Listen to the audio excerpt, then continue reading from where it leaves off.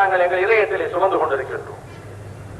இந்தியாவினுடைய ஒற்றுமை ஒருமைப்பாடு நிலைக்க வேண்டும் என்று சொன்னால் அந்தந்த மாநிலங்கள் செழிக்க வேண்டும், தலைக்க வேண்டும், அந்தந்த மொழிகளுக்கு சமமான உரிமை இருக்க வேண்டும்.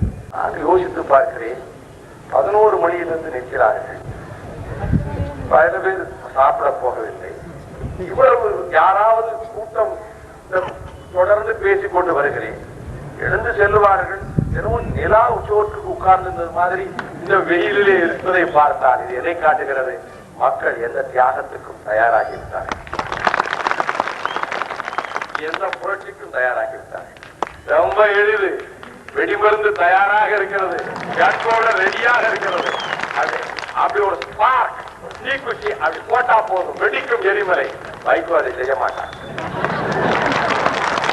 பயப்பட வேண்டாம், யாருக்கும் பயம் வேண்டாம். பெற்றோர்களே உங்கள் பிள்ளைகளை எங்களோடு அனுப்புகிறோடு பயமில்லாமல் அனுப்பி வையுங்கள். அவர்களை ஒழுக்கம் உள்ளவர்களாக, வீட்டுக்கு நாட்டுக்கு நல்ல புகழ் தேடி தருகின்றவர்களாக, அவர்களுக்கு ஒரு சிறு கஷ்டம் கூட வராமல் பாதுகாக்கிற ஒரு சகோதரனோடு தான் நீங்கள் அனுப்பி வைக்கிறீர்கள் என்ற நம்பிக்கையோடு.